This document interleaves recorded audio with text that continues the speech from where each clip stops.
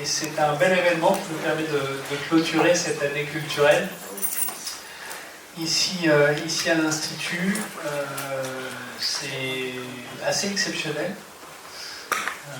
parce qu'on a le plaisir d'accueillir Diarry Risso ce soir en nos murs, alors que je pense que c'est difficile de trouver du temps dans son emploi du temps en ce moment. C'est la première visite depuis 3 ans au Sénégal, et elle avait beaucoup de monde à voir et beaucoup de choses à faire, mais elle a accepté, et je l'en remercie de vouloir de nous rendre visite ce soir, alors qu'elle est déjà intervenue il y a quelques jours au Salon du Livre Féminin, lors d'une conférence remarquée avec Lise Bouboul. Et elle revient ce soir ici à l'Institut, de nouveau pour partager avec vous, et avec Fatimata Dialloba, qui sera la modératrice ce soir, qui est une lectrice attentive, qui a amené ses exemplaires des livres de Diarry Risso. Bonjour à tous. C'est un très très grand honneur pour moi d'être parmi vous. Je ne saurais exprimer toute ma joie et ma fierté. Je suis ravie de revoir des amis, de revoir des gens qui me sont chers, que j'ai déjà rencontrés par le passé et que je revois à cette occasion. Et j'ai hâte de partager avec vous ce soir. Alors, quant à moi, c'est avec un plaisir vraiment non dissimulé que je me trouve sur cette estrade avec Diarry. Une estrade que j'ai foulée pour la première fois dans cet exercice avec un de mes élèves, Florian Bobin, qui a écrit un livre, et nous avions eu une séance absolument extraordinaire. Donc c'est un exercice que j'affectionne: lire, débattre, écouter, m'émerveiller, ouvrir une parenthèse enchantée dans ce monde brutal pour lequel la poésie, les lettres et les mots ne sont pas plus importants qu'un brin d'herbe qui sèche au soleil après une grande pluie. Alors, dans le sillage des nombreux événements culturels qui ont émaillé ces derniers mois à Dakar, Saint-Louis, je pense au Forum exclusivement féminin de Saint-Louis, je pense au Ciné-Femme Fest à Popenguine, à Miss Littérature sénégalaise, dont je suis la fière marraine, au Salon du Livre Féminin mené de main de maître par Amina Sek. Alors nous voilà aujourd'hui ici à l'Institut français, et je savoure déjà cette rencontre avec délectation. Parce que notre invitée du jour est une jeune femme très spéciale. Personnellement, en l'entendant parler à diverses occasions, j'ai fantasmé notre discussion, intriguée par l'exceptionnelle maturité intellectuelle qui la caractérise, par le mystère un peu épais qui émane d'elle, par la puissance qui se dégage de sa réflexion et par son talent d'écriture. Alors, mesdames et messieurs, je vous prie d'accueillir Diarry Risso, venu au Sénégal donc à la faveur du Salon du Livre Féminin à Dakar, capté au vol par l'Institut français.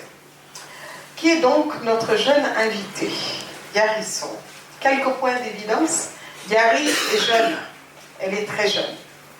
Son parcours modèle en atteste amplement. Nous y reviendrons si jamais tu le souhaitais. Revenir sur ton parcours, pourquoi on te connaît au Sénégal, pourquoi toi et pas un autre ou une autre étudiante de ce pays. Je dirais que pour t'avoir lu, si je devais mettre une étiquette, je dirais que tu es une écrivaine talentueuse, précoce, originale. On le verra un peu plus tard, nous lirons quelques extraits. Mais tu es également blogueuse. Et donc 2 romans déjà publiés, Sous le visage d'un ange en 2019 et Je pars en 2021. Nous y reviendrons également. Alors ton blog, lui, est consacré aux jeunes étudiants, aux lycéens, aux collégiens, pour leur donner des conseils méthodologiques sur la gestion du temps, du stress, en particulier en période d'examen. Merci d'être parmi nous. Merci d'avoir accepté de nous répondre. Donc, dans un premier temps, nous allons tenter d'en savoir davantage sur toi, sur ton point de vue sur le thème qui nous occupe aujourd'hui, et à travers quelques questions. Puis le micro sera ouvert au public pour des interventions, des questions éventuellement. Tu y répondras, tu n'y répondras pas, c'est toi qui décideras. Alors pour commencer, Gary, en tant qu'écrivaine femme, quel défi spécifique as-tu rencontré dans ton parcours d'écriture? Quel défi spécifiquement féminin as-tu rencontré dans ton parcours d'écriture? Tout d'abord, je te remercie pour tous ces compliments qui m'ont énormément touchée. En termes de défis dans l'écriture, quand j'ai commencé à écrire, je ne m'attendais pas à ce que ce soit quelque chose d'aussi spécial. Je m'explique, je pensais que ces écrits, que ça resterait pour moi, que tout ce que je couchais sur le papier serait à moi, que ça m'appartiendrait. Et je me suis rendu compte que les autres s'appropriaient ce que j'écrivais et qu'on me regardait en tant que jeune fille qui écrit et qu'on me jugeait à travers mes écrits, que mes écrits pouvaient être interprétés, que ça ne m'appartenait plus dès l'instant que c'était couché sur le papier. Et je me suis rendu compte qu'en tant que jeune fille, je n'avais pas forcément le droit d'aborder certains sujets tabous dans nos sociétés. Je n'avais pas le droit de critiquer ouvertement la polygamie, de parler de sexualité. Quand ma mère regarde certains passages de mon roman, elle me dit « Mais comment peux-tu aborder ce sujet comment les autres vont nous regarder maintenant, on va dire que je t'ai mal élevée, que je ne t'ai pas appris les bonnes manières. Ouais, c'est pour dire que je n'avais pas forcément conscience que ma voix pouvait être écoutée, et surtout écoutée par des hommes et des femmes qui pensaient que la façon d'être d'une jeune femme, ce n'est pas d'écrire, ce n'est pas de penser, et surtout de penser autrement. Et les défis que j'ai rencontrés, les autres défis, à part les défis évidents de la réception de mes écrits, c'était des défis structurels, c'était des défis invisibles, c'est-à-dire que la voix des femmes est très rarement entendue dans l'histoire, et la chaîne de production est contrôlée par des hommes qui trouvent que notre écriture devrait rester féminine, qu'on n'a pas le droit d'évoquer des sujets plus universels comme des rêves. Ils diront, bon bah toi, en tant qu'écrivaine femme, tu parleras de maternité, tu parleras de ton rôle d'épouse, de mère, tu parleras de ton mari, et pas forcément, on a aussi le droit d'évoquer la sexualité, une sexualité libre, assumée.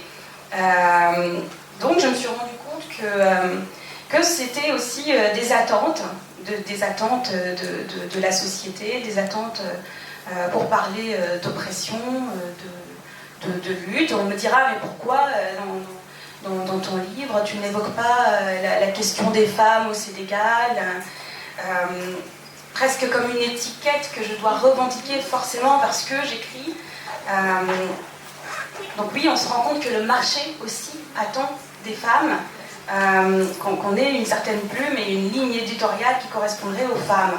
Alors que des questions, justement les questions de maternité qui sont vues comme des questions non universelles, les questions de polygamie, de ressenti dans le mariage, tout cela sont des questions qui sont universelles, qui concernent autant les hommes que les femmes, et qui ne devraient pas être reléguées au second plan juste parce que ce sont les femmes qui en parlent.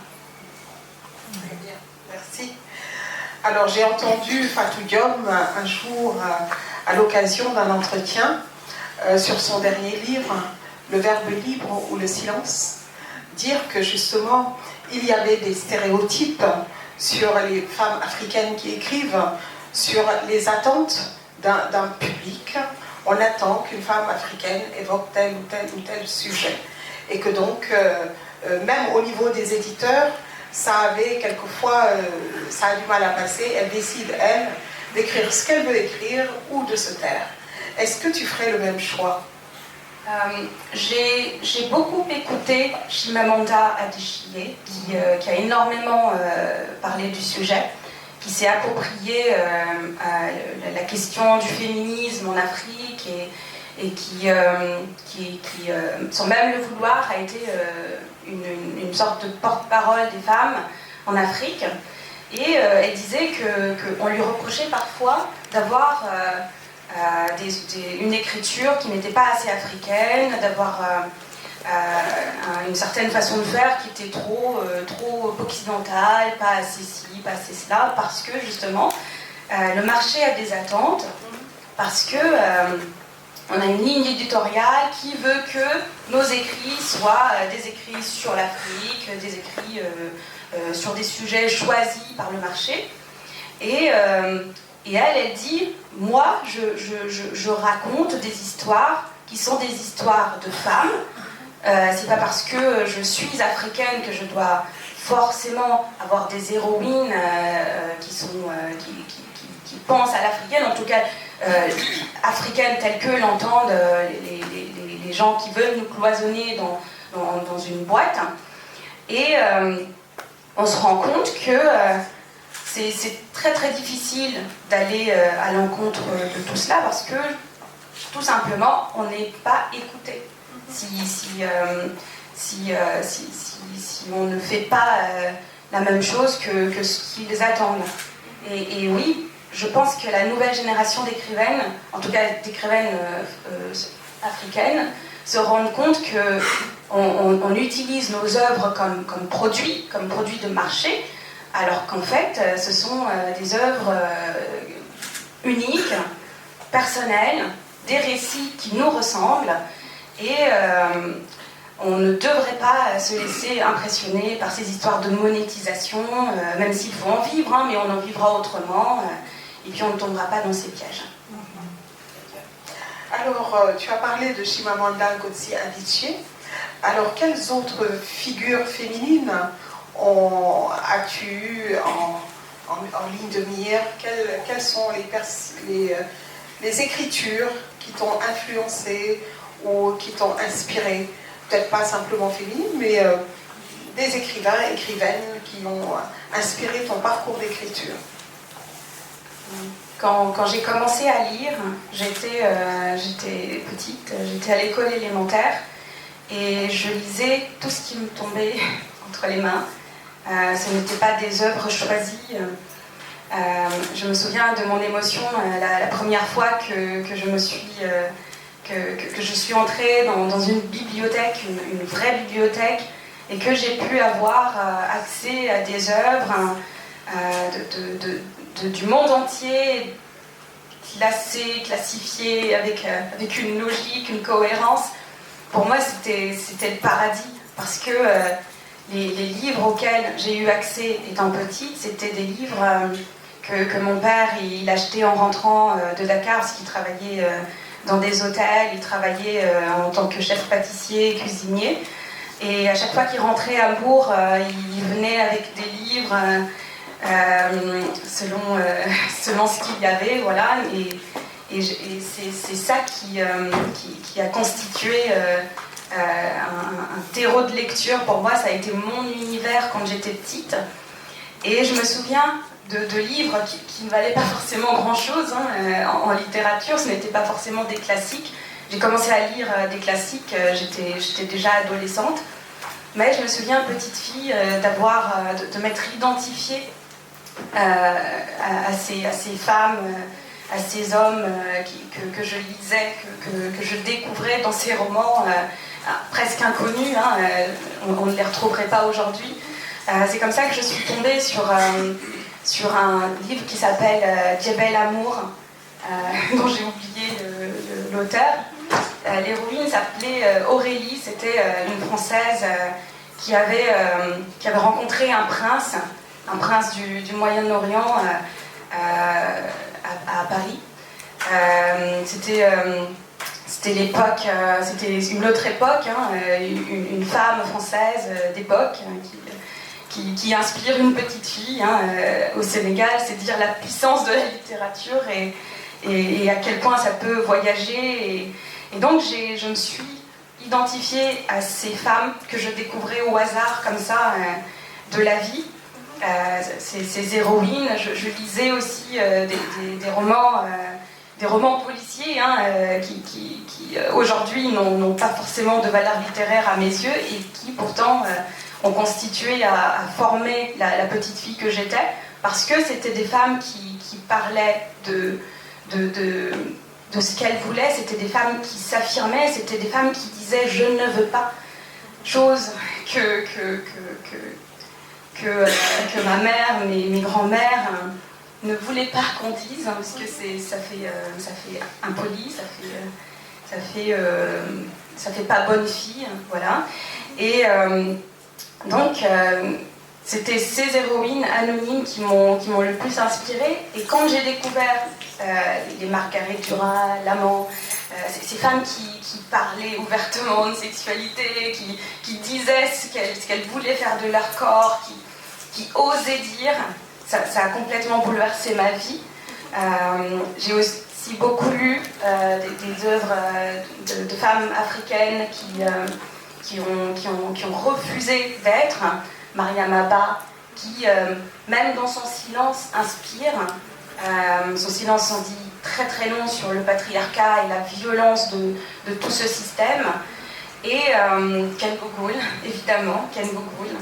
Comment passer à côté de cette femme remarquable, dont les œuvres ont complètement chamboulé ma façon de voir le monde.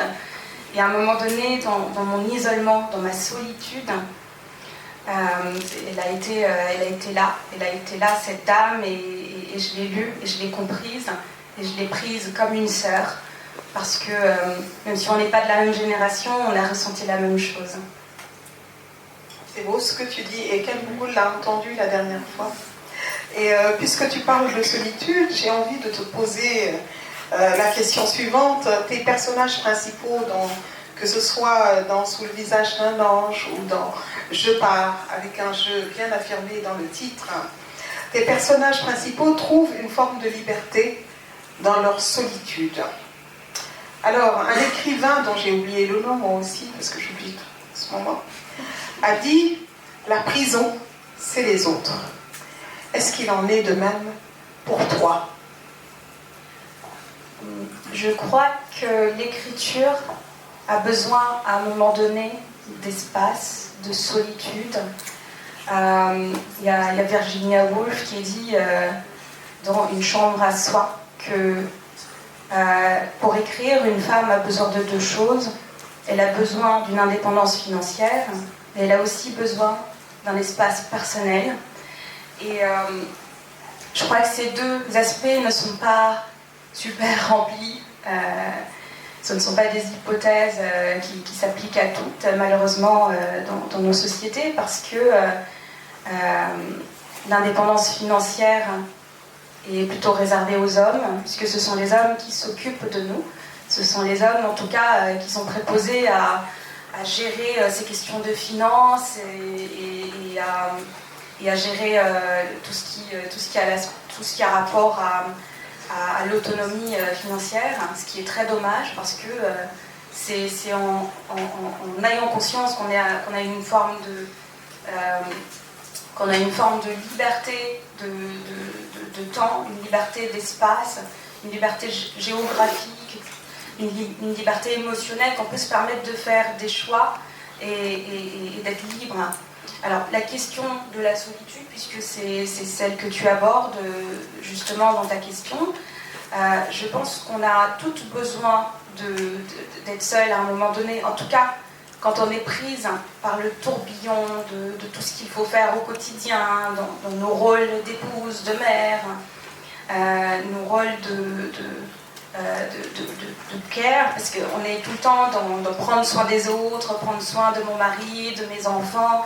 On ne prend pas soin de nous-mêmes et surtout pas de nos émotions, de nos inspirations. On a tendance à nous reléguer au second plan, ce qui est très dommage parce que c'est justement en s'écoutant et en écoutant ce qu'on est qu'on réussit à mettre quelque chose sur la page. Donc oui, je crois fermement qu'à un moment donné, il faut que les femmes soient plus maîtresses de leur temps, plus maîtresses d'elles-mêmes, pour pouvoir choisir ce qu'elles écrivent, surtout, parce que c'est important, et surtout pour partager ce qu'elles ont à dire avec le monde. Alors la quête de soi, l'identité, les luttes intérieures sont des thèmes assez importants dans tes deux œuvres. Dans les deux œuvres, les personnages sont saisis par une forme de frénésie, de quête identitaire. Alors, quelle réflexion tu aimerais, toi, que tes lecteurs prennent ou se fassent à travers ces thématiques-là? Il est vrai que la quête de soi, l'exil, la quête identitaire sont des questions qui reviennent énormément dans mes écrits, parce que justement, s'il y a des écrivains dans la salle ou des gens juste qui s'essayent à l'écriture, le premier sujet, en tout cas la première source d'inspiration, c'est nous-mêmes, c'est ce qu'on vit au quotidien. Et donc forcément, la quête de soi revient énormément parce qu'on est toujours à la recherche de qui on est. On est toujours à la recherche de soi et d'exil parce que je suis partie. Je suis partie et j'ai appris à voir les choses différemment. Pour moi, l'exil a été une sorte de déclic. Ça m'a permis de me rendre compte que je ne refusais pas tout. Parce qu'avant, j'étais dans une forme de rejet total de tout ce qui m'entourait. Je disais à ma famille, c'est bon, c'est fini, je ne veux plus rien de tout ça, il faut que je parte. Et je refusais catégoriquement, je refusais même de voir la beauté de ce qui m'entourait, je refusais d'être inspirée par ça, je n'en voulais pas. Et c'est en partant que je me suis rendu compte de la beauté de ce que j'avais. C'est en partant que j'ai appris à trouver de la beauté dans les petites choses simples du quotidien, dans notre musique, dans notre habillement, à trouver quelque chose de particulier, une forme d'aura que je ne trouvais pas du tout avant, parce que pour moi c'était juste c'est bon, c'est grossier, je n'en veux pas. Et ça a complètement changé ma vie, ça a complètement changé mon écriture. Et l'exil aussi, parce que c'est l'exil qui déclenche cette forme de nostalgie créatrice qui a inspiré énormément d'auteurs. On parlera de Hugo qui a écrit Les Châtiments quand il a fui Napoléon III en France. On parlera de Aimé Césaire, de Senghor, de cette génération qui a pu justement se rendre compte qu'ils avaient quelque chose à apporter au monde et surtout qu'il fallait qu'ils s'ancrent dans leur culture pour pouvoir l'apporter au monde. Donc c'est important, ils ont découvert l'ouverture dans l'exil, ils ont découvert l'universel dans l'exil et c'est très très important parce que c'est un terreau fertile pour l'écriture. Okay. Est-ce à dire que l'ailleurs ramène à soi? Quand on part, on se rend compte que c'est une rupture très très douloureuse. On vit la douleur dans sa chair, on vit la douleur dans sa tête. C'est extrêmement difficile, plus qu'une rupture amoureuse, ça nous tue, ça nous casse. Et une fois que la douleur est passée, quelque chose de beau se crée parce que tout nous rappelle ce qu'on a laissé. Il se crée une forme de lien entre ce qu'on découvre et ce qu'on a laissé. Je me souviens que quand j'allais attraper, quand j'allais chercher le bus, je courais et je me rendais compte que ça soulevait en moi des émotions parce que je me rappelais de ce moment-là quand au Sénégal je courais pieds nus avec le sable, cette sensation, et on se rappelle et c'est beau. Et il pleut et tu regardes la plus froide de Paris et tu te rappelles l'odeur de la terre mouillée quand il vient de pleuvoir au Sénégal, l'hivernage, et tout ça te remplit et te nourrit. Et l'exil nous met face à nous-mêmes. Je crois que c'est le plus important, ça nous met face à nous-mêmes et on se rend compte que notre chez nous, plus qu'un lieu, plus qu'une culture, comme l'a dit Edouard Saïd, un intellectuel palestinien qui disait que nous n'appartenons pas à un seul lieu ni à une seule culture. Donc on se rend compte qu'on peut porter tout ça en soi. Ce tiraillement est très douloureux, mais c'est une richesse. C'est ça qui nous nourrit et c'est comme cela qu'on peut se permettre de questionner d'autres mondes, qu'on peut se permettre de regarder les choses différemment. Il y a eu plusieurs générations d'écrivaines qui ont parlé de ça dans leurs romans, qui montraient à quel point l'exil te ramène à toi et à ce que tu es. C'est dans l'exil que le monde s'effondre, c'est crié. Chinua Achebe, qu'il a écrit sur le Nigeria, quand il est allé en Occident, qu'il a redécouvert le Nigeria autrement. C'est dans l'exil que Un Dieu et des mœurs est né de Elkas.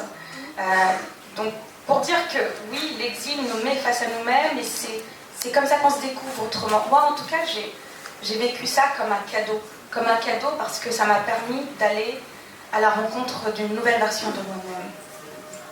Très bien.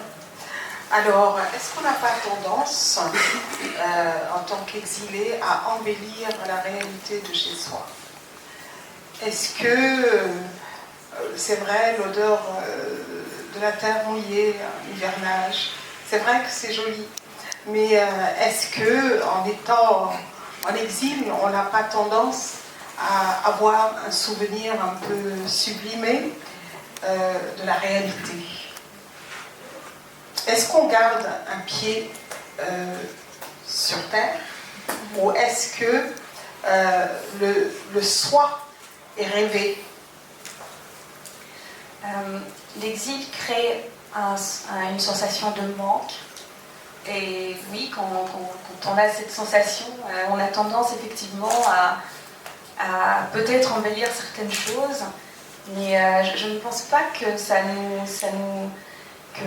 nous obscurcit les yeux. Je ne pense pas que ce soit une perte de clairvoyance sur ce qui se passe. Au contraire, j'ai l'impression de critiquer davantage que je ne sublime. Donc, pour te dire que non, ce n'est pas forcément embelli, c'est juste vu différemment.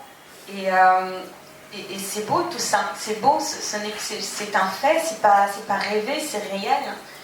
Et quand je le vis, je vois à quel point ça me touche différemment et je ne le voyais pas et ça m'émeut. Bien. Alors, puisque tu étais, tu avais un regard quand même sur ce qui se passe aujourd'hui au Sénégal, moi j'aimerais te poser une question un peu plus sociologique ou je sais pas. Que penses-tu de la représentation des femmes au niveau social ici, au niveau de la politique, au niveau des instances supérieures? Qu'est-ce que tu penses de la proportion des femmes qui exercent pas le pouvoir, mais au moins qui sont dans les instances décisionnelles? C'est une évidence pour tout le monde. Il n'y en a pas suffisamment. Il n'y a absolument pas suffisamment de femmes parmi les instances de décision, parmi les politiques, parmi les personnalités qui nous gouvernent. Ce que je pense de la représentation des femmes, je pense que c'est perpétué et ça commence dans nos maisons. Ça commence par notre éducation, ça commence par le fait de vouloir imposer à sa fille, à sa petite fille, un certain comportement, à lui dire ne prends pas la parole en public, par exemple. Ça, ma mère, elle a toujours détesté. Quand j'étais petite, elle me disait, parce que ça fait qu'elle m'a mal élevée, quoi, si je prends la parole. Et Donc, je me souviens de cette petite fille de 13 ans qui était venue chez nous, dans le milieu alpoulard. Ça se voyait tellement fréquemment que ça ne choquait personne, mais moi, c'était la première fois que je voyais une petite fille aussi jeune, 13 ans, elle avait mon âge, donc elle venait, et puis accompagnée de sa maman, et puis on m'a dit, elle est mariée, et puis elle fait que de passer, hein, et tu fermes ta bouche. Et ma mère, dès qu'elle est arrivée, elle m'a dit, viens, elle m'a mise à l'écart, elle m'a dit, si tu l'ouvres, tu vas voir. Et oui, et moi, je lui ai dit, je vais appeler la police, Et il m'a dit, tu veux que la famille nous isole, tu veux qu'on nous marginalise, tu veux gâter notre réputation, mais qu'est-ce qu'il prend, nanana. Et je me souviens de ce sentiment de révolte, de m'être dit, non, une petite fille de 13 ans, elle a mon âge, on devrait être en train de jouer et d'être protégée, de garder notre innocence. Elle n'a pas sa place ici, et surtout pas avec sa maman qui veut la garder avec elle, parce que je trouvais ça, j'étais jalouse, je trouvais ça qu'elle se l'accaparait parce que c'était une femme mariée, et moi je ne comprenais pas. Et donc pour dire que oui, la représentation des femmes commence dans nos maisons, et nous sommes complices de cela. Nous sommes complices parce que ce jour-là, je n'ai rien dit, et j'aurais appelé la police, il ne se serait rien passé, mais j'aurais pu le faire, et ça m'aurait évité la culpabilité aujourd'hui. Et quand je regarde aujourd'hui le Sénégal, je suis fière de ces femmes qui ne se laissent pas faire, de ces femmes qui savent dire non, et même si ce n'est pas encore représentatif de nos efforts, ce qui se passe dans la société, dans la politique, je crois vraiment qu'il y a un espoir, parce que la nouvelle génération est très très éveillée sur ces questions. À ton avis, comment dépasser ces clichés, les clichés pour révéler des perspectives authentiques et solides? Comment? Par l'éducation.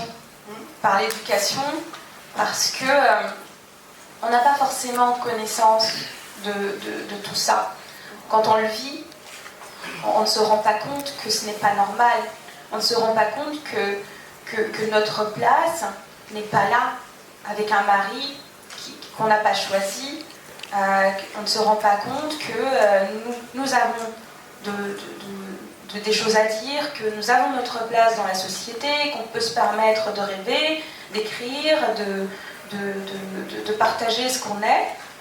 Et je pense que si des petites filles aussi avaient plus de modèles, elles en ont déjà, mais si on leur apportait davantage chez elles, là où elles n'ont pas forcément accès à tout ça, elles pourraient se permettre de rêver, elles pourraient se permettre de regarder ces personnes et de s'imaginer à leur place.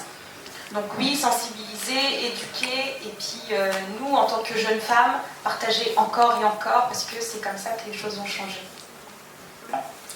Avant d'en arriver à la question suivante, j'aimerais partager un passage que j'ai adoré dans Je pars. C'est à la page 34, lorsque tu parles du tatouage d'un oiseau sur ta peau. Enfin, sur la peau de l'héroïne.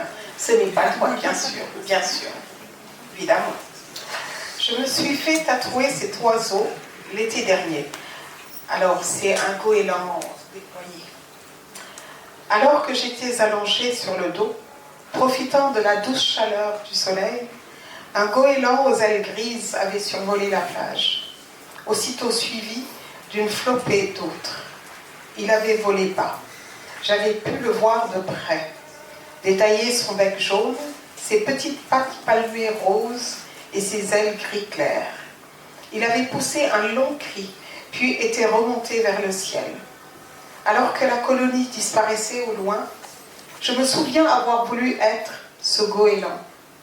Heureuse créature qui peut se détacher d'un battement d'ailes de la terre et voler vers de meilleurs asiles. Quand j'avais fermé les yeux, j'avais vu le monde d'en haut. Des montagnes, des jungles ensoleillés, de vastes îles, des rivages de mer et des cieux mouvants qui m'avaient appelé à répondre de mon inertie, de ma passivité. Ma passion pour les retraites lointaines partait-elle de là? Il me semble qu'elle avait été au contraire le point de départ, la motivation venant ensuite la consolider. Par quel enchaînement de raisons? Qu'y avait-il de rationnel là-dedans? Toute idée n'était-elle pas censée provenir de quelque chose? Celle-ci n'était née de rien. Elle était poésie indicible, nimbée de mystère et de musique. Mes pensées s'envolent vers un autre temps, un passé qui me paraît soudain, lointain. Adam jouait de sa guitare, bien droit sur un siège, ses mains arrachant des notes divines à l'instrument, ses mâles accents. Plus que des images, des sons ou des émotions, la scène m'évoque toujours une odeur bien particulière, celle d'une galerie d'art, cocktail de produits chimiques mêlés aux effluves de son parfum d'homme. Tu étais si gentille, murmurai-je, impossible de résister. Alors ce passage, moi, m'a inspiré une question sur la complexité des relations entre hommes et femmes. Dans ce passage, on a la liberté, bien sûr, à travers ce goéland là, aux ailes larges. On a Adam qui est là, qui est droit et qui incarne autre chose. Moi, je voudrais te poser la question, comment tu perçois la dynamique des relations entre les hommes et les femmes? On est tenté de dire que c'est d'abord et avant tout une relation de domination. Historiquement, ça l'a toujours été. Mais c'est aussi une relation d'amour, parce que on les déteste, mais on les aime. On les aime, on est leur mère, leurs épouses, leurs femmes. On a envie d'être leur femme.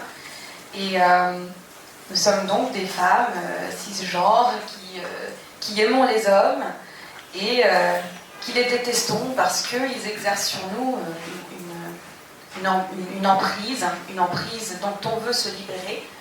Donc ça donne un ensemble très ambigu qui fait que même si on les idolâtre, on a envie aussi d'avoir ce rapport égalitaire, on a envie que nos fils traitent leurs femmes avec respect. Moi, en tant qu'écrivaine, les hommes, c'est avant tout une source d'inspiration. C'est à travers des figures masculines que mes héroïnes s'expriment la plupart du temps. Donc ça fait un mélange assez dangereux parce que on ne peut pas se passer d'eux, on ne peut pas se passer d'hommes. Ils sont des sujets, ils sont aussi des personnages incontournables qui font partie de nos vies. On les admire, ce sont nos pères aussi. Voilà. J'ai toujours eu une relation assez étroite, assez sincère, authentique avec mon père qui m'a toujours vue pour ce que j'étais. Il a toujours senti que j'étais différente. Il est parti trop tôt et il reste encore pour moi un mentor, il reste quelqu'un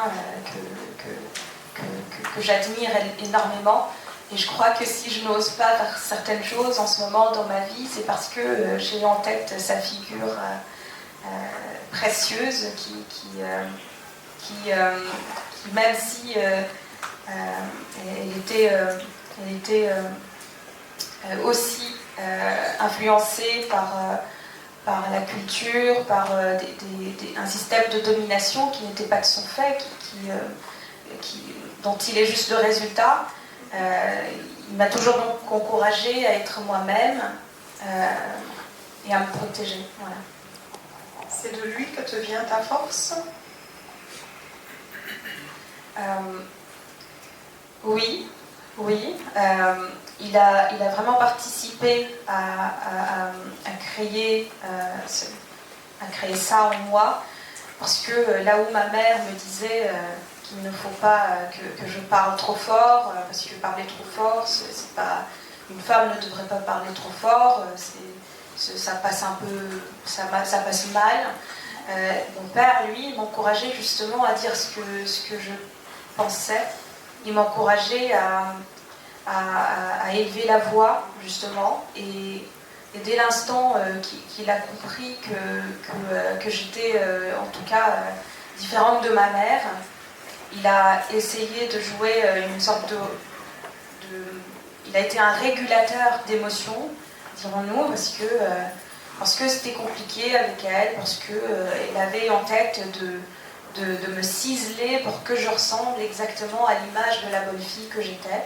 Donc oui, je tiens en tout cas mon audace de lui, parce qu'il me l'a permis, et il a aussi été un protecteur, là où d'autres n'ont pas eu cette chance, puisque quand on n'incarne pas ce que les voisins, ce que la famille veut, il faut une figure dominante, malheureusement pour les femmes, une figure masculine pour légitimer un tout petit peu ce qu'on fait.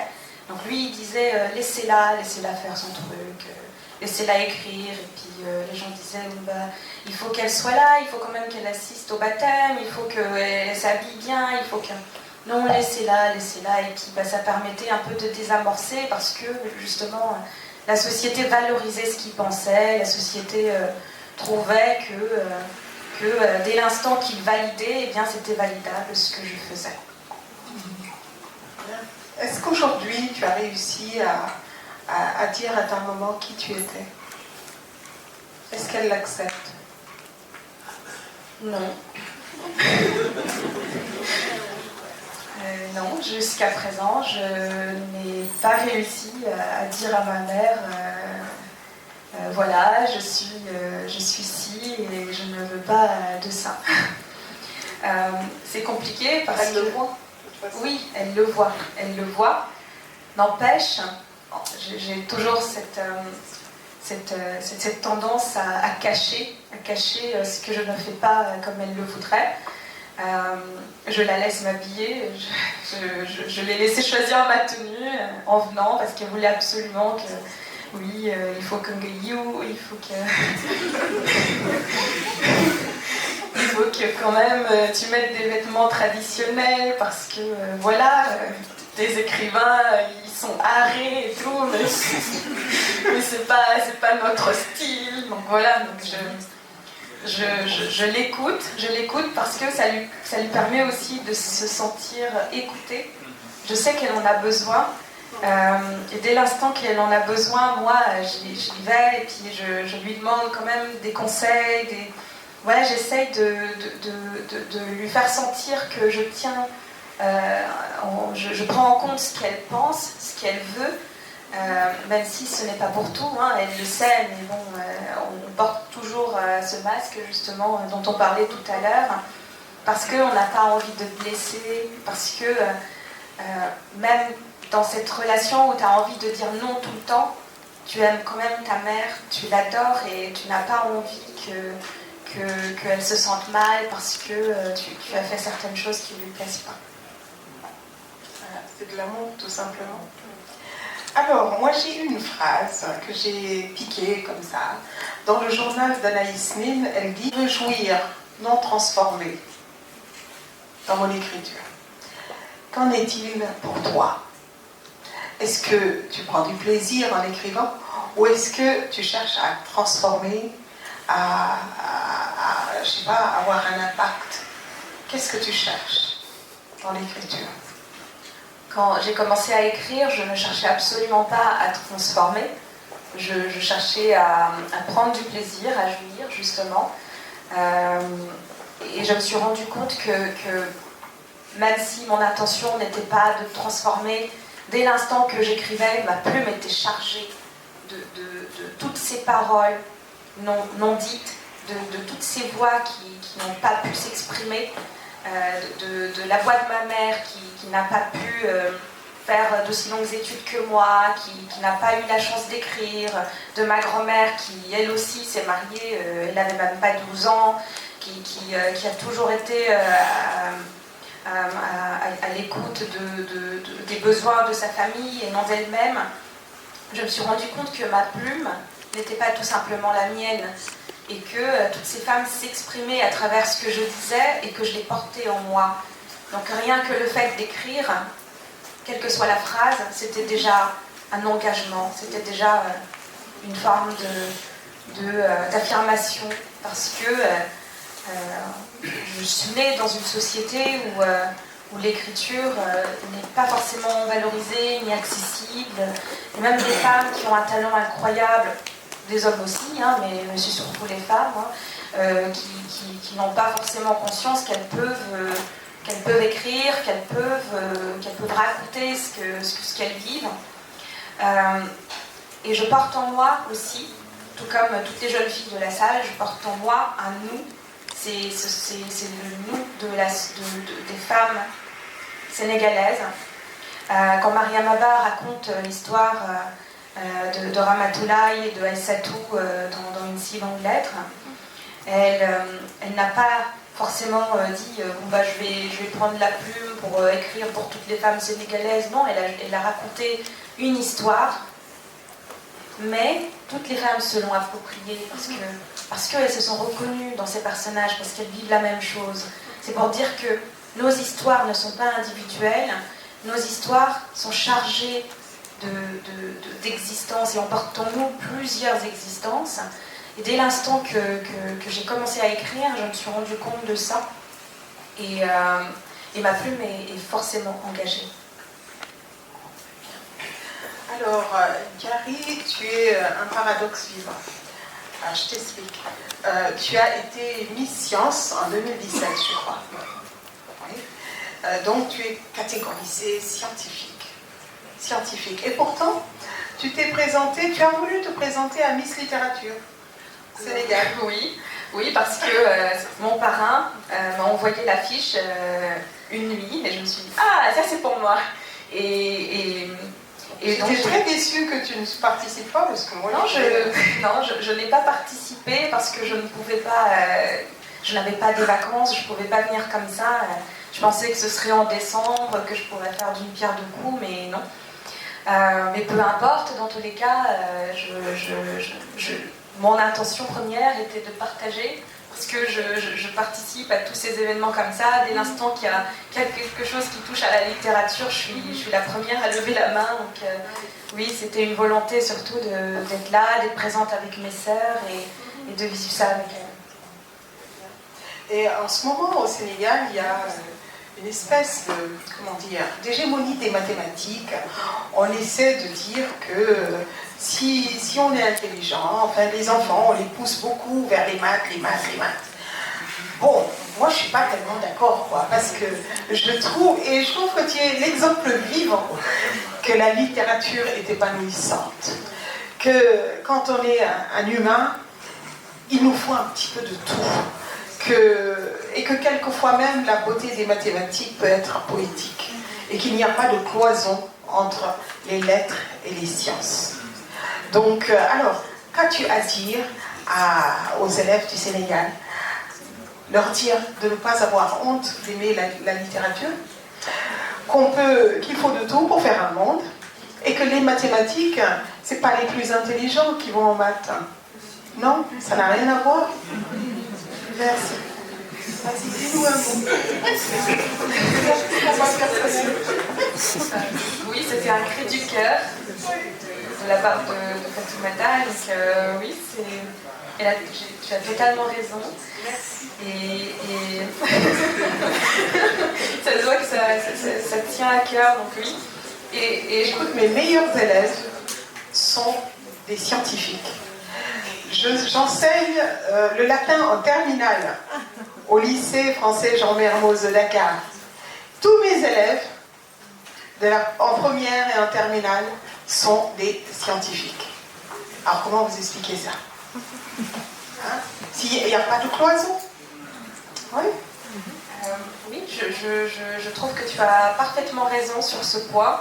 D'ailleurs, c'est très valorisé les étudiants en sciences qui ne sont pas cloisonnés et qui ont une activité à côté. Quand vous irez dans des grandes universités aux États-Unis, partout dans le monde, ils vous demanderont quel est votre second passe-temps, qu'est-ce que vous aimez faire. Parce que justement, ils connaissent l'importance d'avoir quelque chose à côté, pas que les sciences, pas que les maths, et de pouvoir s'accrocher à ça. Donc oui, la littérature, c'est totalement valide, hein. C'est une passion comme une autre, il n'y a pas une seule forme d'intelligence. C'est parce qu'on est des personnes pluridisciplinaires, qu'on a plusieurs centres d'intérêt, que nous nous complétons, et c'est beau, Bah oui, valorisez votre talent littéraire, valorisez aussi votre talent scientifique. Et si vous avez envie de faire les deux, pourquoi pas, c'est vous qui décidez. Merci Gary, merci pour cette parole.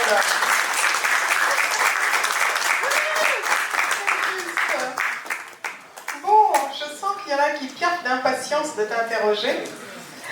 Donc, je vais peut-être ouvrir le micro au public à travers vos contributions, vos questions à Gary. Mais vraiment, je te remercie du fond du cœur d'avoir répondu avec autant de sincérité et d'authenticité, sans rien cacher. C'est très émouvant parce qu'on sent qu'il n'y a pas de triche, il n'y a pas de... Voilà, il n'y a pas de masque, en tout cas. Même si tu dis dans la dédicace que tu m'as faite que le masque peut être quelquefois plus beau que le visage. Bon, moi je crois que le visage est sublime. Il est très beau. Voilà. Donc, personnellement, pour une fois, j'ai rien à dire. Pour ceux qui me connaissent, voilà. Et je vous félicite. Gary, votre père est fier de là où il est et votre mère sera de plus en plus fière. Vous représentez aujourd'hui l'avenir féminin du Sénégal en marche. J'ai rêvé de ça, j'ai rêvé de ce moment. Je suis quelquefois, je m'identifie quelquefois à vous parce que je suis le genre de fille qui aujourd'hui a une mère. Je suis sûre que parfois elle regrette d'avoir eu une fille, ou bien elle se dit comment j'ai fait pour avoir une fille comme elle. Tellement on a des idées, ou bien une idéologie opposée de comment devait se comporter une fille, comment je dois être pour lui plaire. En tout cas, je vous remercie beaucoup. Merci bien. Et j'ai une question, c'est quelle est la routine d'une Diary Sow? Mais le matin, j'ai besoin d'un tout petit peu de temps pour moi-même. Donc je me réveille super tôt, rien que pour ça, même quand je vais à l'école très tôt. Donc je prends du temps pour moi et je prends aussi le temps de réfléchir à ce que je vais faire dans la journée. J'accorde une importance primordiale à la rédaction de mon journal. Que ce soit le matin ou le soir, en tout cas dès que j'ai un moment dans la journée, j'écris quelques lignes parce que pour moi c'est important. C'est important parce que ça permet de savoir où on en est et ce qu'on doit faire, ce qu'on veut faire. C'est une façon de dialoguer avec soi et s'il y a une chose qui ne change pas dans la journée, c'est vraiment ça, c'est ce petit temps que je m'accorde à moi-même. Pour discuter, pour me retrouver et envisager sereinement la prochaine étape. Énormément plaisir voilà, de te voir aussi rayonnante et après voilà, tout ce qui a bien pu se passer et aussi résiliente. Donc félicitations pour ça et beaucoup de courage et tu inspires énormément. Voilà, moi qui suis arrivé au Sénégal un peu dans les années 2000, disons autour de 2019. Donc vraiment, en fait, en regardant l'émission Miss Science et tout ce qui est également sur YouTube, vraiment, tu as participé également, en fait, à m'encourager, en fait, voilà, à donner le meilleur de moi dans ce que je fais. Et je ne suis pas le seul, et il y a énormément, en fait, voilà, de jeunes qui te regardent. C'est vrai que tu es jeune, mais tu inspires. Mais également, non pas simplement les jeunes, mais également des personnes voilà, qui peuvent être aujourd'hui plus grandes que toi, mais pas simplement la jeunesse sénégalaise, donc je tenais également à le préciser. Voilà, moi qui reviens d'ailleurs, voilà, tu m'as inspiré et tu continues à le faire. Et donc aujourd'hui, la question que je voulais te poser, c'est celle qui est relative au féminisme. Donc le féminisme aujourd'hui, les déterminants ne doivent pas simplement être les femmes, mais également des hommes. Donc ça doit en fait voilà, être un combat que les deux sexes voilà, doivent s'approprier. parce qu'en fait, le bonheur des femmes également participe au bonheur des hommes et vice-versa. Donc aujourd'hui, en fait, je suis beaucoup de débats. En fait, voilà, c'est un thème qui est d'actualité, on en parle énormément. Et la dernière fois, j'écoutais Emmanuel Todd et Finkielkraut, voilà, qui disaient en fait aujourd'hui, il y a plusieurs formes de féminisme, et parmi lesquelles en fait il y a un féminisme en fait qui est antagoniste avec les hommes, dans le sens où c'est celui qui est improductif, qui a tendance à opposer les deux sexes. Et donc j'aimerais en fait avoir ton avis. Penses-tu vraiment qu'il y a en fait plusieurs formes de féminisme, et parmi lesquelles justement celui qui est antagoniste? C'est quelque chose qui ne devrait même pas avoir besoin d'être débattu, à mon avis. Mais dès l'instant que la plupart, en tout cas, enfin, beaucoup d'hommes ne le sont pas au Sénégal, on peut se demander si le féminisme est compris, si ce n'est pas un mot qui fait peur, même aux femmes, parce que même pour assister au salon du livre, il y a une de mes tantes qui me dit j'espère que ça n'a rien à voir, tu sais, avec ces féministes qui vont se dénuder dans la rue. Je ne veux pas te voir dans ça, tu vaux mieux que ça. Et oui, c'est une incompréhension totale de ce que c'est. Parce que justement, quand on te dit féministe, je vois des filles de mon âge qui disent moi, féministe, non, pas ça, jamais, non. Et en fait, c'est presque comme une insulte parce que elles ne s'approprient pas ce mot et peut-être ne le comprennent-elles pas. Et elles ne le comprennent pas parce que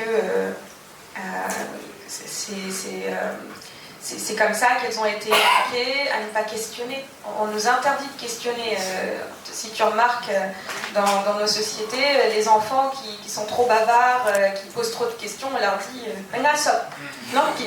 Et puis oui, c'est très dommage parce que c'est pas comme ça qu'un enfant apprend à se questionner, à développer sa curiosité intellectuelle. Et donc ce mot fait peur. Ce mot fait peur à nos mamans, à nos grands-mères, à nous-mêmes, parce que on se dit dès l'instant qu'on est féministe, c'est parce qu'on ne comprend plus la religion, c'est parce qu'on est perdu, parce qu'on est occidental, parce que on ne sait plus ce que c'est de vivre dans nos traditions. De toute façon, on n'y comprend rien. Donc c'est une façon aussi de dire puisque vous êtes vous ne faites plus partie du groupe, on vous étiquette, on vous met à l'écart et puis faites ce que vous voulez. Nous on se déresponsabilise, on se désolidarise aussi, donc tout ce que vous faites nous est étranger. Et c'est pour ça que je pense que les événements justement qui parlent de féminisme devraient davantage s'ouvrir à ces femmes qui ne comprennent pas, qui ne savent pas qu'on réclame juste d'être traitées avec dignité, d'être traitées pour ce qu'on est, d'être entendues, valorisées, d'être aimées, et c'est tout. Et dès l'instant que nous allons ouvrir ces événements, les impliquer, on va utiliser ce mot à notre faveur parce qu'on va faire en sorte que ce mot, elle se l'approprie et qu'elle s'identifie à nous, à notre combat. Donc c'est encore assez difficile de se revendiquer féministe. Et je ne sais pas si ça va changer, mais plus d'ouverture et plus d'hommes aussi qui vont porter ce combat, qui vont réaliser que ce n'est pas uniquement le combat des femmes, c'est le combat de tout le monde, parce que dès l'instant qu'une femme revendique sa place dans la société, et elle a conscience de sa valeur, elle a conscience de ce qu'elle peut apporter, et ce ne peut être que pour le bien public. Voilà.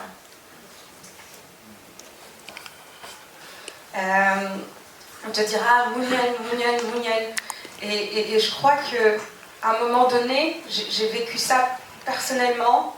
Je l'ai vécu parce qu'on voulait justement que j'aie le même comportement, que je me taise, que je me cache, que je fasse en sorte que personne ne m'écoute, parce que ce que j'avais à dire pouvait choquer. Et je n'ai pas été dirigée comme vous dites, vers le féminisme. Le féminisme, c'est découvert à moi, je l'ai vécu parce que tout à coup, je me suis rendu compte que rien qu'en existant, j'étais déjà féministe. C'est pas comme si je l'étais devenue. Je le suis dès ma naissance, je le suis dès que j'ai commencé à penser. Rien que le fait de penser dans certaines traditions, pour nous, c'est déjà de la revendication. C'est fou de se dire ça. Et oui, ben, pour le reste, je suis mon parcours et je me laisse mener vers la science. Je vais suivre ma route et je vais écrire aussi. Je vais continuer à travailler dans la science, à exercer mon métier d'ingénieur, peut-être à entreprendre. Je n'ai pas forcément de limites. Je me dis que je me trouverai et dans tous les cas, je ferai toujours ce qui me passionne et qui me nourrit.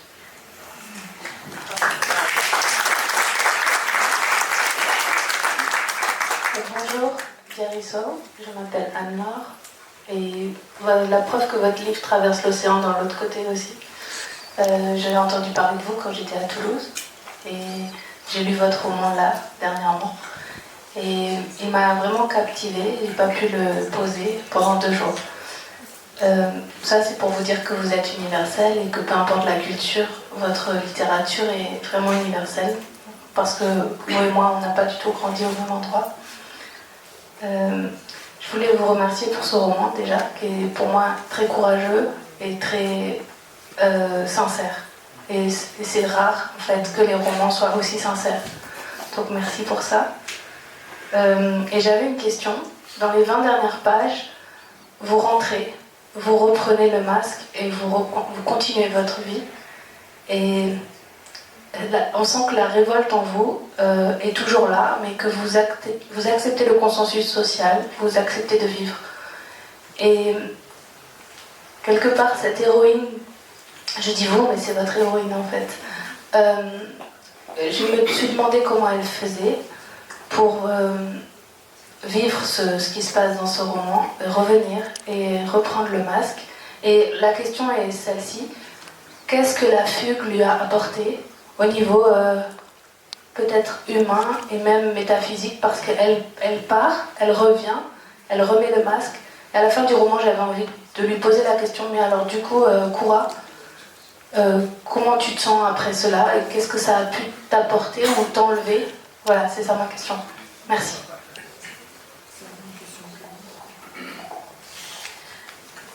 Koura est partie. C'était déjà choquant pour beaucoup de personnes. On ne s'attendait pas à ça. Dans le roman, elle est présentée comme une élève modèle, comme la fille parfaite pour ses parents. Elle est telle qu'on l'a toujours rêvée et elle porte les attentes de son père, de sa mère. Et elle accepte toujours ce qu'ils lui disent et elle est toujours parfaite dans ce qu'elle fait. Et à un moment donné, il y a une forme de décalage entre ce qu'elle veut et ce que ses parents veulent. Et donc elle dit non. Son non, c'était le départ. C'était sa façon à elle de retrouver une partie d'elle-même. C'était sa façon de vivre hors de ce cercle un peu étouffant, un peu réducteur, et de trouver quelque chose retrouver quelque chose qu'elle avait perdu en chemin. Et même si après elle est revenue, elle a remis le masque, je pense que ça l'a transformée, parce que ça m'a transformée aussi. Ça m'a transformée, mais ça m'a aussi montré avec beaucoup de clairvoyance qu'il fallait que je survive avant tout, que même si c'est bien beau de partir, il y a aussi des préoccupations plus terre à terre. Il y a la question de la sécurité, il y a la question des questions pécuniaires aussi, voilà. Et puis une jeune femme vulnérable ailleurs que chez elle. C'est toujours une cible facile. Donc elle est revenue surtout pour sa propre sécurité, parce que même si c'était étouffant chez elle, elle s'est rendue compte que c'était un espace sécurisant où elle pouvait en tout cas s'épanouir. Et ce qui lui manquait, c'était la capacité de dire non. C'était ce courage de se mettre face à son père, de se mettre face à sa mère et de leur dire je ne suis pas la personne que vous voulez que je sois, et je vais m'affirmer dorénavant et je vais suivre mon cœur. Et c'est ce qu'elle a aussi trouvé le courage de faire, parce que ça l'a énormément changé.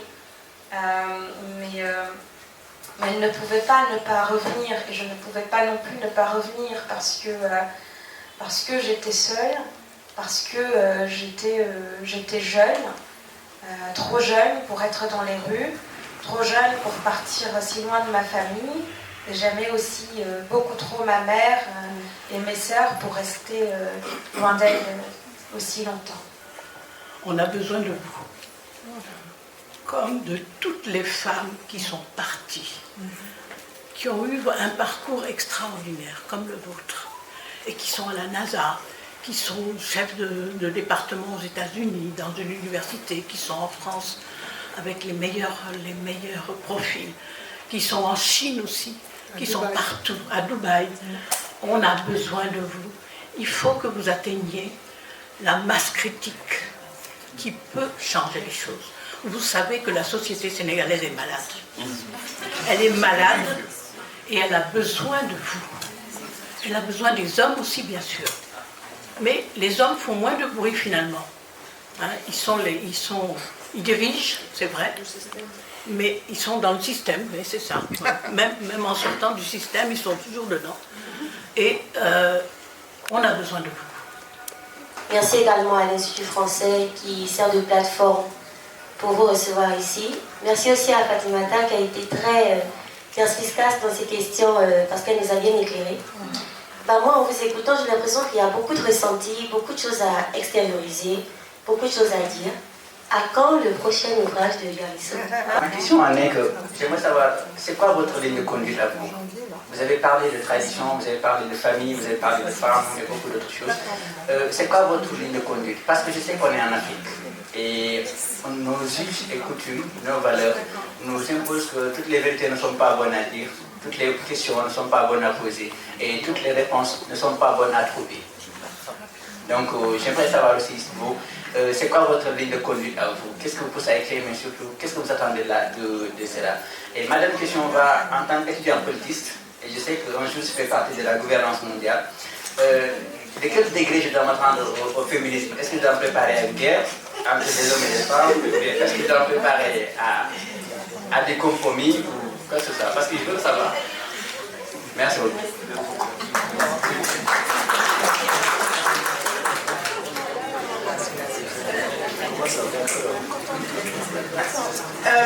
Est-ce que Yari peut répondre déjà aux deux questions? Pendant ces 3 ans, parce que j'ai publié mon dernier roman, c'était en 2021, et depuis j'écris, je n'ai pas arrêté d'écrire, et mon prochain ouvrage est en cours d'écriture. Je ne me casse pas la tête à me dire il faut que je le publie, je sais que ça viendra en temps voulu, et dès l'instant que je sentirai que le livre est mûr pour être découvert, lu par vous.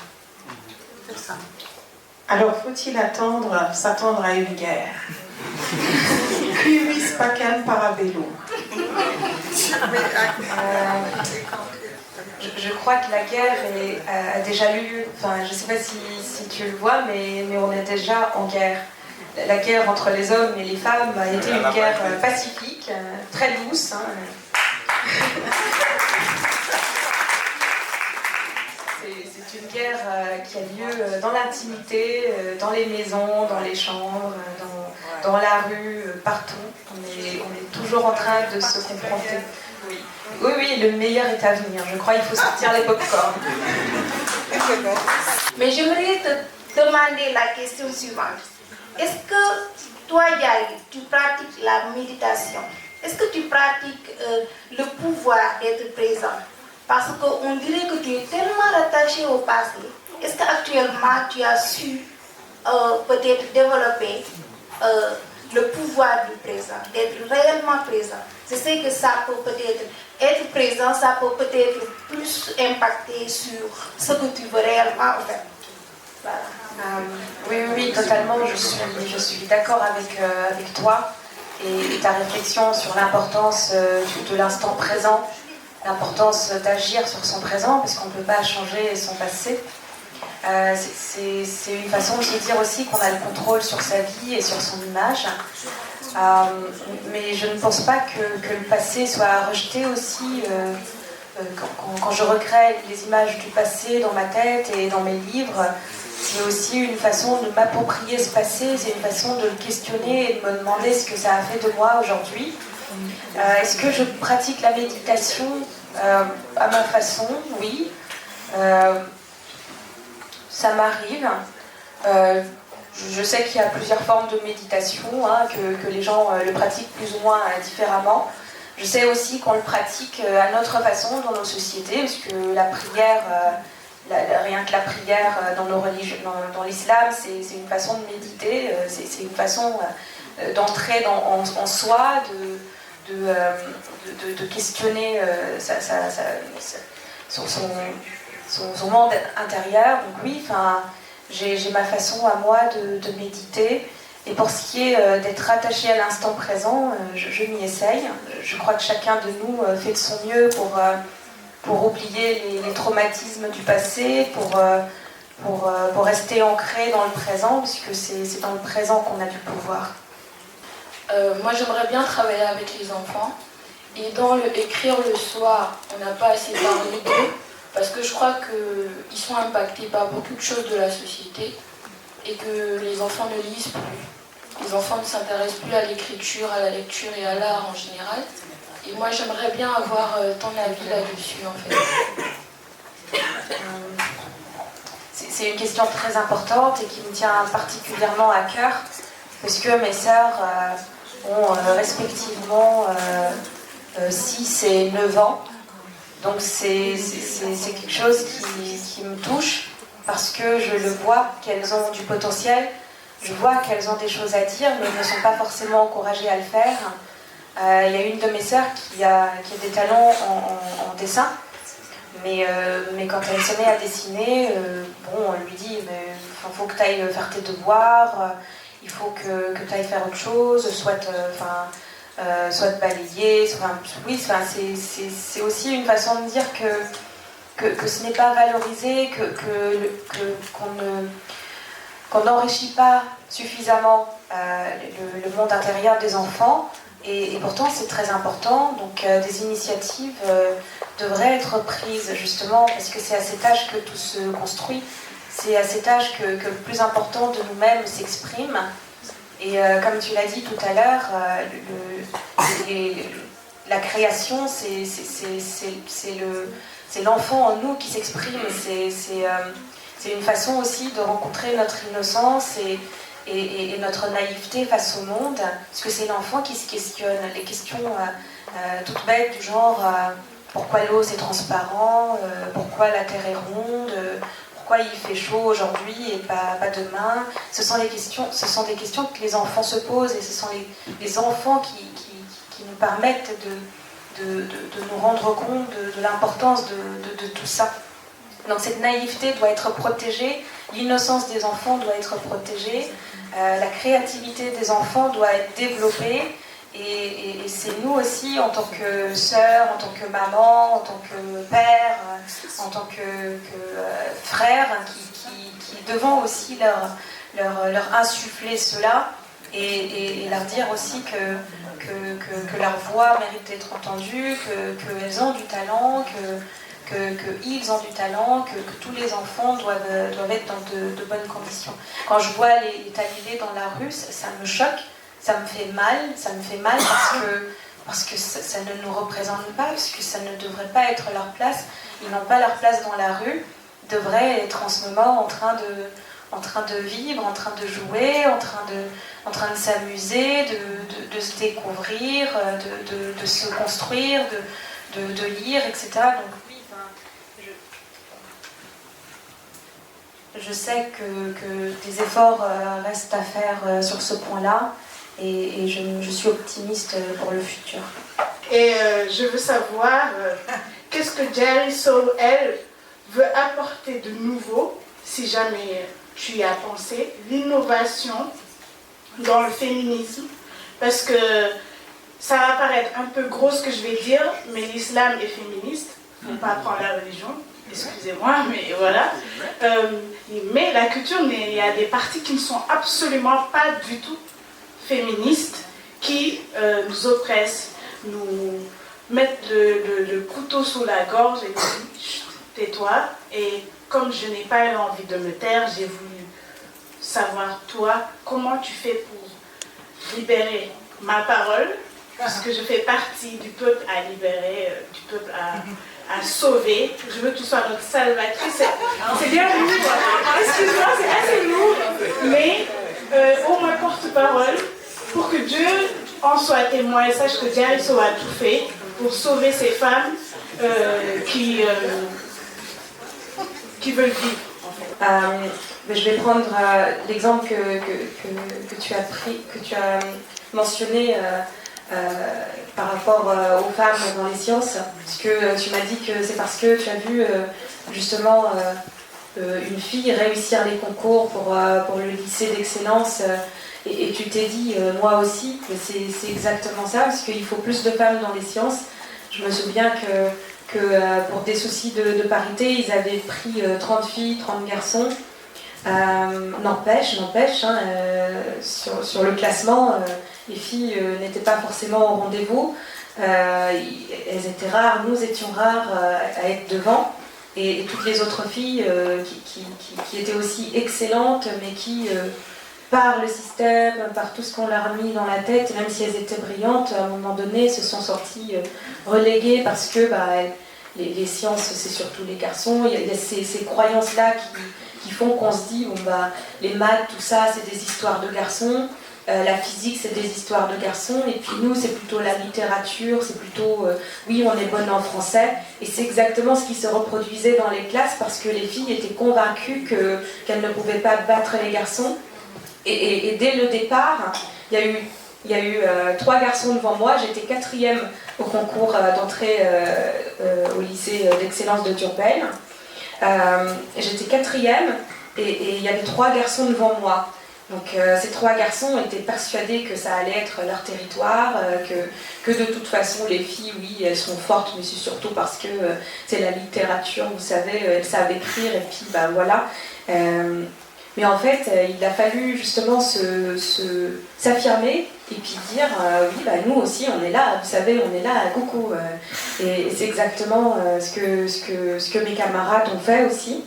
Même si on n'avait pas autant que je l'aurais souhaité. C'est dire que l'égalité entre filles et garçons dans les classes n'est pas tout le temps évidente, hein, même si y a des filles qui se démarquent, parce que ça commence dans la tête, ça commence dans les mots qu'on leur dit quand elles sont petites, qu'on leur raconte et qu'elles finissent par le croire, et elles se mettent des freins à elles-mêmes. Pour ce qui est de ma contribution pour cette lutte, ce combat, je compte continuer à écrire déjà, parce que je pense que c'est très important de recueillir des témoignages. J'ai la chance d'être entre 2 cultures, donc ça me permet de voir aussi peut-être des choses que tout le monde ne voit pas. Et puis de toi, de ta perspective, tu peux aussi voir des choses que je ne vois pas. Avec ta perspective unique, tu peux changer des choses, tu peux conduire des femmes à s'identifier à toi et puis à se dire, si une voie est possible pour elles, pourquoi pas moi aussi.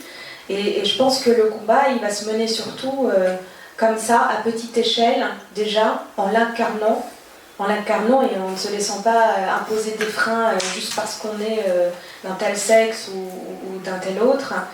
Et aussi, je compte participer à des événements comme ça, des événements qui permettent d'échanger, de sensibiliser, qui permettent de ramener, si ce n'est qu'une personne vers son monde. Parce que c'est dans l'échange qu'on se construit aussi. Ce n'est pas en disant, bon, bah, les gens qui ne pensent pas comme moi, c'est des gens que je ne vais pas écouter, je vais m'enfermer dans ma perspective, mon point de vue, parce que j'ai raison. C'est en discutant avec tout le monde qu'on se rend compte que eux aussi, ils ont la raison de penser ce qu'ils pensent. Et c'est comme ça que je peux les ramener petit à petit vers moi, et qu'eux aussi, ils peuvent m'ouvrir les yeux sur certaines choses que je ne voyais pas. Donc je pense vraiment que le dialogue peut débloquer énormément de choses sur plein d'aspects. Et si on continue le dialogue, le partage, ça va bien se passer pour nous. Vous avez parlé de votre maman et vous avez parlé aussi de votre papa. Ça se voit que vous êtes d'une famille. Donc, pour maintenant, ce qu'on dit en fait pour le féminisme, nous sommes tous des créatures. On doit en fait dialoguer parce que le monde c'est un monde de dialogue. Sans dialogue, on ne peut rien faire. Donc ce débat vraiment m'a apporté beaucoup de choses. Et je vous remercie, je remercie aussi l'Institut français. Merci beaucoup.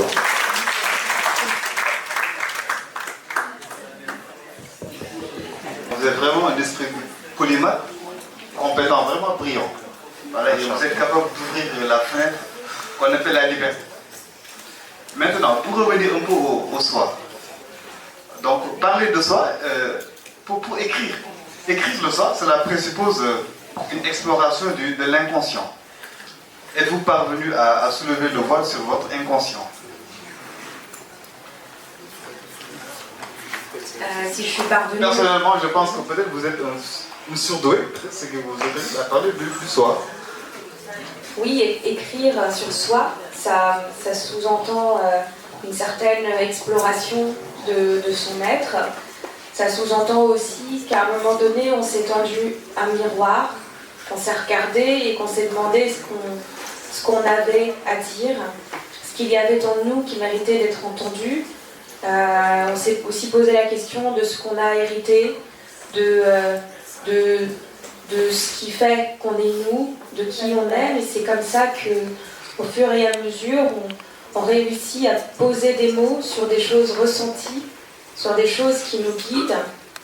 Tu as parlé d'inconscient, effectivement, il y a plein de forces qui nous guident, dont on n'a pas forcément conscience. Et écrire sur soi, ça permet aussi de développer son intuition. On se rend compte que les choses qui nous poussent à faire des choses dans la vie sont des choses qui sont profondément ancrées en nous, qui ne dépendent pas forcément de nous, mais qui ont cette beauté, cette particularité qui fait que ça mérite d'être écouté, surtout par soi. J'ai une question à poser, Diary. Je pourrais vous féliciter, pas pour votre distinction, mais plutôt pour votre ouverture d'esprit. Je dirais que vous êtes quelqu'un de très ouvert, que vous n'avez pas d'opinion tranchée après tout. Puis ma question serait, est-ce que vous vous sentez comme un écrivain, je veux dire intrinsèquement, c'est-à-dire quand même d'écriture, je veux dire, est-ce que vous faites violence vous-même? Est-ce que vous arrive par exemple que si vous n'écrivez pas 3 pages dans un moment par exemple de production, que si vous ne faites pas 3 pages par exemple, que vous vous dites que je ne suis pas heureuse, qu'importe?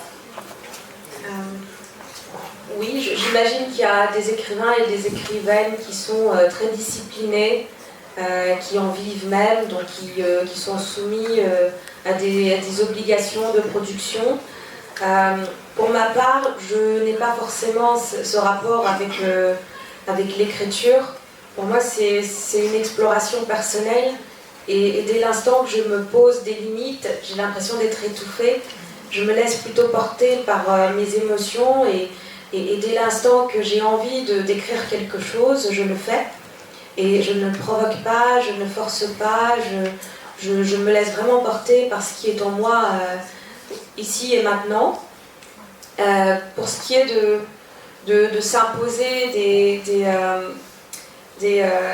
3 pages, avez-vous dit? Non, pas forcément, je ne m'impose pas de limite. J'écris ce que j'ai envie d'écrire sur le moment. Peu importe si c'est une phrase, parfois je suis dans un bus, dans un métro, et tout à coup il me vient une belle phrase, et puis je sens que je dois l'écrire pour ne pas l'oublier, donc je le fais. Et puis souvent c'est juste un mot que je trouve beau, que j'ai envie de garder avec moi, et je l'écris. Et parfois aussi, je suis inspirée toute une nuit, j'ai cette folie créatrice qui arrive en moi tout à coup, surgit de nulle part, et je l'embrasse, et je prends ça, et je l'accepte, j'écris, et je passe toute la nuit à écrire. Mais au quotidien, ce n'est pas forcément une obsession comme avec Duras. Pour moi, c'est une partie de mon identité, parce que mon identité est multiple. Je suis aussi étudiante et bientôt ingénieure. Je suis aussi passionnée par la finance depuis quelque temps. Je suis aussi obsédée par le trading, par les variations de marché, par plein d'autres choses qui n'ont rien à voir avec l'écriture. Mais ça me nourrit, l'écriture, et c'est une forme de compagnon fidèle qui est là quand j'en ai besoin, parce que ça répond aussi à quelque chose en moi. Je crois qu'il y a plein de choses qui nous inspirent dans la vie, on n'est pas forcément cloisonné. Et là où l'écriture m'inspire pour un aspect de mon moi, il y a d'autres choses qui nourrissent autre chose en moi, comme tout un chacun de vous. Vous avez plein de préoccupations et des encres, des ancrages au quotidien qui vous permettent de vous exprimer. Ça peut être juste d'aimer voyager, d'aimer partir, d'aimer découvrir d'autres choses. Ça peut être d'être ouvert, de vouloir rencontrer des personnes. Donc pour moi, c'est ça. Et chacun est libre d'avoir cela pour s'exprimer. J'aimerais savoir comment vous vous voyez lorsque vous étiez enfant. En d'autres termes, comment la Diary sur enfant se voyait-elle dans le futur en tant qu'adulte? Si la question n'est pas indiscrète. Non, pas du tout. Quand j'étais enfant, j'étais très loin de m'imaginer que je serais la personne que je suis aujourd'hui. J'étais très douée à l'école, mais je ne m'imaginais pas passer des concours, je ne m'imaginais pas partir en France, je ne m'imaginais pas aller à Louis-le-Grand ou faire de grandes études comme cela. Si je devais rencontrer la petite fille que j'étais, je crois que je lui dirais qu'elle a énormément changé, que les épreuves vont énormément la changer. Je lui dirais aussi que quel que soit le chemin qu'elle va choisir, ce sera son chemin à elle, et il n'est pas inférieur ou supérieur à un autre chemin, que c'est à elle de le construire. Comment les épreuves m'ont forgé. On vit tous et toutes des épreuves qui nous changent, qui font qu'on est différente, qu'on est plus ouvert à certaines questions qu'à d'autres. Notre identité est mouvante, c'est totalement aléatoire, puisqu'on ne choisit, il y a plein de choses qu'on ne choisit pas. On ne choisit pas notre appartenance culturelle, on ne choisit pas forcément nos parents, notre bagage culturel nous est imposé. Mais c'est à nous de nous frayer un chemin et surtout de nous laisser porter par notre intuition. J'en parlais tout à l'heure d'intuition, parce que c'est quelque chose que je découvre dans ma vie. J'ai découvert ce pouvoir d'écouter son intuition qui tout à coup me révèle une autre vision du monde. Une vision où c'est moi qui possède les rênes. Et je n'accepte pas de faire certaines choses juste parce que c'est voulu, c'est ce qu'il faut faire, c'est confort, voilà.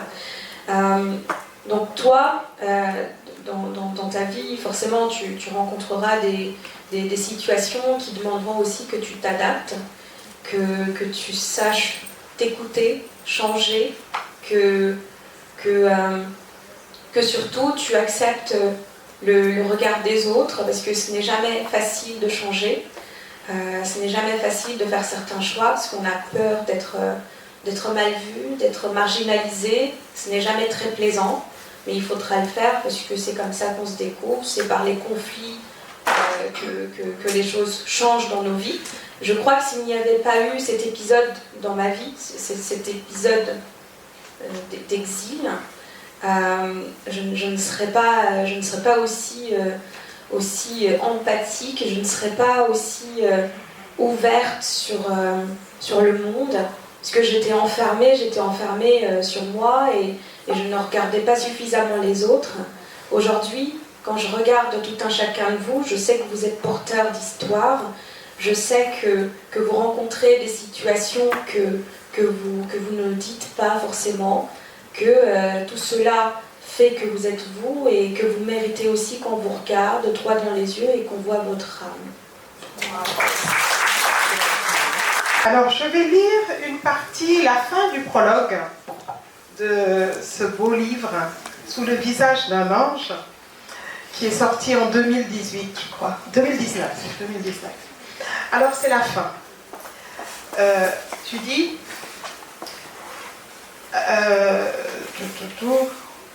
Aucune découverte ne ressort de mes dires. Mon âme demeure sombre et impénétrable. Cette confession n'aura servi à rien. J'ai une théorie. Peut-être ai-je oublié d'emporter mon cœur dans ma fugue. Peut-être est-il resté là, près du cadavre de mon cousin, tas de chair rougeâtre. Quoi qu'il en soit, je ne veux pas attendre qu'il me soit rendu. Je veux prendre mon bonheur maintenant, car je ne suis pas assurée de le trouver encore dans 2, 3 ou 20 ans, qu'importe la durée de mon sursis. Ma nature exige tout et me demande les moyens de tout acquérir. Un peu de satisfaction, en attendant mieux, ne me suffit plus. Je veux fouler aux pieds tous les interdits, sortir des sentiers battus, refuser toutes ces règles convenues pour que rien ne bouge jamais. Je veux vivre sans contrainte aucune. Après n'avoir connu que le côté regrettable de la vie, l'heure est venue pour moi de jouir. À mon tour, quels que soient les sacrifices que cela implique. À quoi bon une vie sans folie si un coup de vent peut tout venir bouleverser? C'est la fin du prologue. Et ce sera ma dernière question. À quoi bon une vie sans folie si un coup de vent peut tout venir bouleverser? Quand je réécoute ce passage, j'ai l'impression que c'est écrit par une autre personne, tellement aujourd'hui je n'écrirai plus avec autant de fougue. J'ai perdu ça parce qu'il y a moins de colère en moi. Il y a moins de colère parce que je comprends davantage ma mère, je comprends davantage les femmes, je comprends mieux ce qu'elles vivent, je me mets beaucoup plus à leur place qu'avant. J'étais une jeune fille qui refusait tout, qui ne voulait pas de tout ça et je voulais partir, je voulais me casser, je disais je vais me tirer, je vais partir et puis vous ne me reverrez plus. Je le disais déjà et je ne l'avais jamais fait. Je ne l'avais jamais fait parce que je les aimais avec toutes leurs contradictions, avec leurs blessures, avec leurs attentes aussi, que je savais légitimes. Pour en revenir à ta question... À ta question, c'est la tienne. À quoi bon une vie sans folie si un coup de vent peut tout venir bouleverser? Il faut vivre maintenant parce que tout peut nous être retiré d'un moment à l'autre. Ça peut venir à n'importe quel moment, à n'importe quelle heure, pour n'importe qui. Donc vivez, n'ayez pas peur de vivre. Je crois que c'est très important de s'écouter maintenant. J'ai une amie qui voulait aller en voyage à un moment donné, elle disait, parce qu'elle était un peu plus vieille que moi, elle avait déjà réussi dans son travail, dans sa vie, tout ça, un époux, des enfants, et puis elle disait, un jour je prendrai des vacances et je viendrai au Sénégal. Elle n'a jamais pu venir au Sénégal, elle est décédée avant, le Covid l'a emportée. Et maintenant, quand je pense à elle, je me dis que rien que pour elle, c'est un devoir de vivre. Il faut saisir l'instant présent, maintenant. Il faut vivre vos rêves maintenant, pas demain. Il faut vous écouter maintenant, il faut agir maintenant.